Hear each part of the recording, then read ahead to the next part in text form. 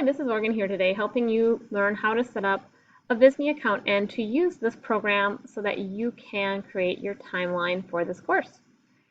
After you've signed up for free, thereafter you'll just log in using your Google account, and when you get into your dashboard, you'll want to create a new project. Now, I'm going to be really honest and let you know that there's a lot that can be done and a lot that I don't know how to do yet within this program. So a lot of what I'll show you today is just the basics, and you'll also have to just experiment on your own or find some additional tutorials to help you out. You're going to select a new project, and the type of project we're doing is an infographic. You're doing a specific kind of infographic, a timeline. So you're going to want to add the word timeline into the search function. And below, timeline templates will populate. Some of these are premium versions. We do not have a premium account, so you'll need to select one that is free. It will simply show the timeline like this does without any premium written on the corner. Then you'll select Edit. Once you are in the editing function, you can now replace the information that is here with your own content. This is really simple. I don't think anybody will have an issue doing this.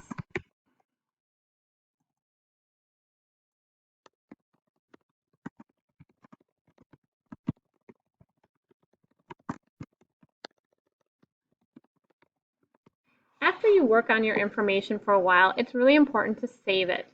So you'll want to click on this little button up here, this little curved arrow, and you'll see that it is saving. It'll actually tell you all changes have been saved. Do this frequently because doing that will definitely ensure that if something were to happen or your computer were to be shut off, you could come back and have the information be here.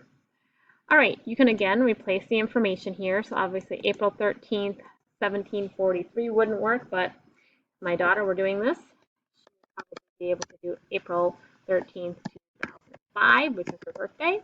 And then she would want to list her significant event or milestone, which would be her birth. She could tell some additional information in this content to make a connection to some content that we have learned regarding birth. And she would make a connection to her own birth when she's explaining this to the class during the presentation. Now, although this image is of a birth, right, it's really not very personal.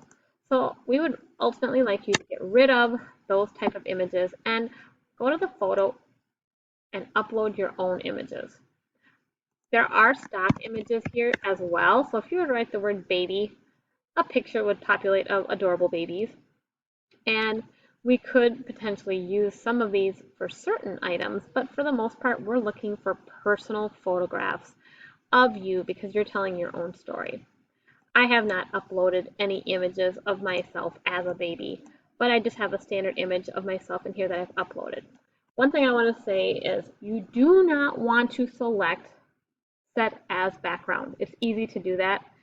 You want to make sure you hit add to canvas. This will give you the image in a drop and drag format where you're going to be able to add it to your timeline in a way that will allow you to resize it and position it where you'd like. So you see it populated way down here, and I don't want it down there, right? We're going to pretend this is a picture of me as a baby. We're going to pull this to the top. I'm going to click on it, and then I'm going to resize it. See if I want it on this side, maybe. Okay. And then you'll resize it for whatever is appropriate for your timeline. Continue to add items or milestone events to your timeline to make sure you have all the needed components working chronologically from events, near birth to current day. You'll want to specify information, as I mentioned, underneath, but you'll also want to make it a little bit more fancy at different times. So you might want to look at, like I mentioned, at header options or text options. This will also, stats and figures probably aren't really needed for this, but you might see some additional information here that is valuable. This allows you to change the color of your timeline, right?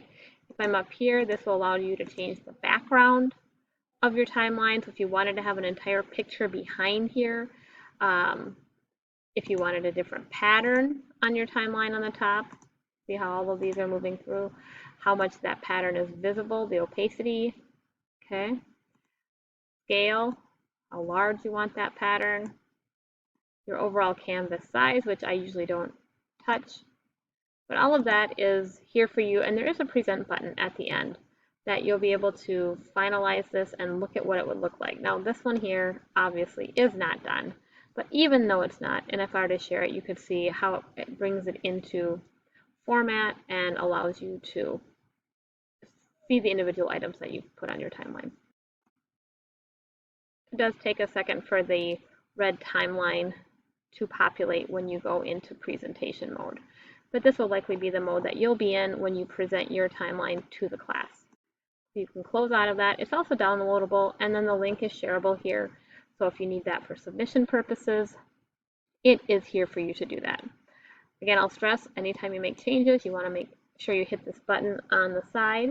And if you want to look at color and themes, if you don't like the overall appearance, you can click this as well. There's a lot of functionality here. So play around, make it your own. Think about what you would want to write in this box, how much can fit appropriately, how you might have to resize it.